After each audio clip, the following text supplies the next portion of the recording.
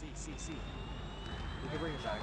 We already brought it back. Keep fighting, we got this. Got a VTOL on station, ready to... Right on target. What's up guys, BltzZ today bringing you some Call of Duty Ground War gameplay. This is actually our second game. The first game that we played actually got like a little server issue and ended up crashing and booting everybody back to the lobby, but it's all good because the second game actually came out a little bit better. Now, just wanted to know, we were just having fun on this one. We weren't really going for the objectives. I was just trying to explore the map, figure out how the way the UAV works and how things are going to be in this game mode. One thing I do want to say about this game mode is that stands out to me, at least from the beginning, is the UAV. In regular multiplayer, you guys may notice if you watch my last video, I'm not a fan of how small or basically how zoomed in the UAV is in multiplayer. It's a little bit annoying in my opinion because it kind of promotes a slower paced gameplay, which isn't really the funnest to deal with, but it also forces you to play a little bit slower too, so it could work out both ways.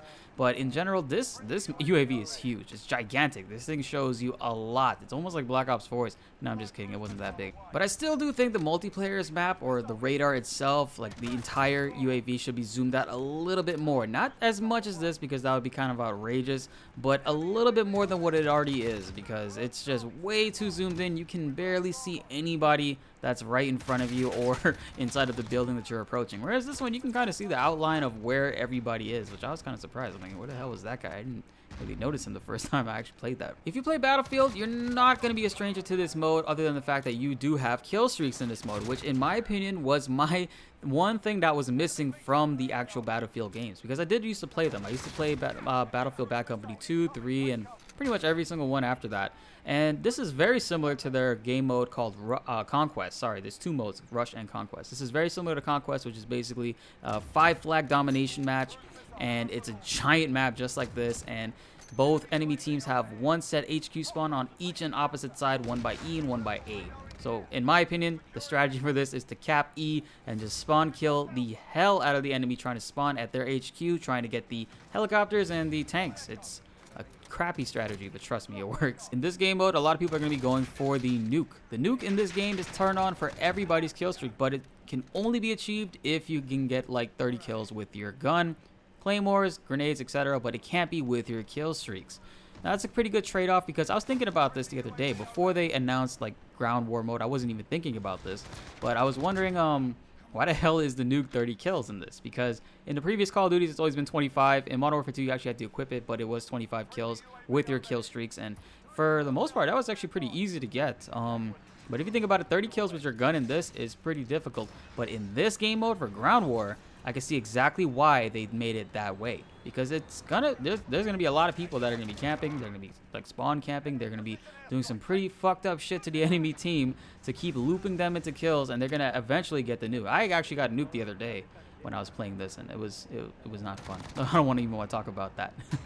I personally think that one of the main and key things to do in this game mode is actually run overkill, which is your perk 1 slot, and basically lets you put a primary weapon as your secondary. And as you guys already know, sniper rifles are a very good weapon for this game mode, and I'd rather run around with my AR just like how I'm doing right here. But there's a few moments where there's gonna be people obviously across the map, and you're not gonna want to approach them all the way with your AR, so it's better to just drop a sniper rifle in there as your secondary, so this way you can be useful at all ranges.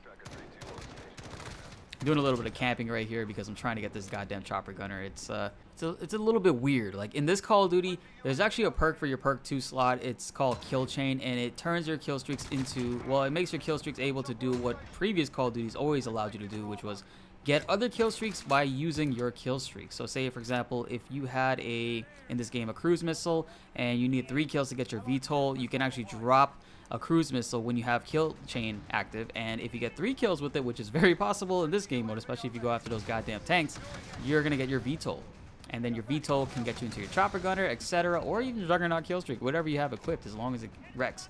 And there's a little bit of a glitch. I don't know if it's been noted yet, but the VTOL actually shoots people through the top floor roof of most of these buildings. I've actually had it happen to me. I've seen the kill cam, and it was just shooting me while I was on the 3rd floor of some of these buildings. And I think that's actually going to be something that they're going to be patching soon. I haven't seen that mentioned on Reddit yet as of recording this, but I'm pretty sure that's going to be something that a lot of people have complained about because, I mean, let's be honest, it happened to me, and it was quite frustrating. And I'm pretty sure I did it to a lot of people in this match right here. It's very effective, especially over C, because C is obviously the middle flag inside of this game mode, and it's going to have the highest amount of traffic. There's always going to be people battling over it. It's crazy. It's a crazy point to hold C, D, and B. A and E is a little bit hit or miss. I like to actually like stick closer to E and maybe D just to get a little bit more kills because it's a little bit less chaotic.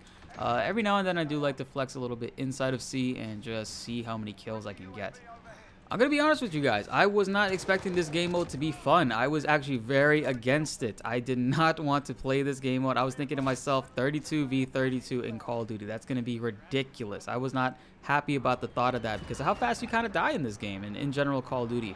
But actually playing it, it's totally blowing my mind. It's a really friggin' great game mode and it's fun. And it runs pretty smooth for the beta.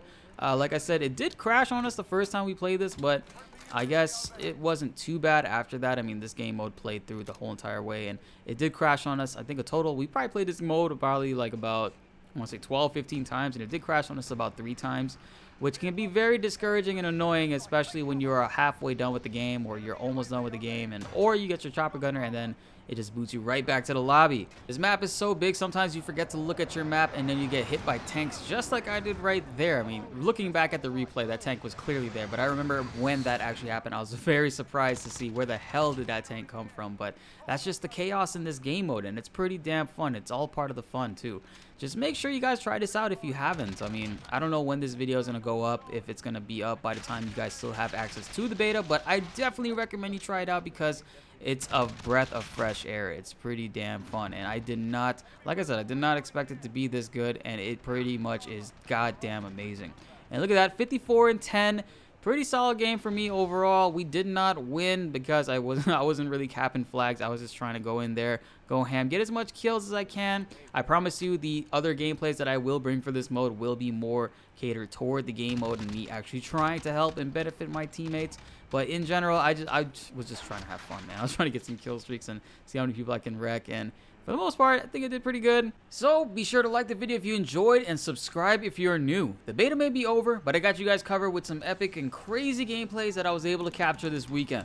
Let me know in the comments below what you guys thought about the beta if you got a chance to play it this weekend or the weekend before. Stay tuned for more Call of Duty coverage. You won't want to miss any of that. My name is Blitz, and thanks for watching.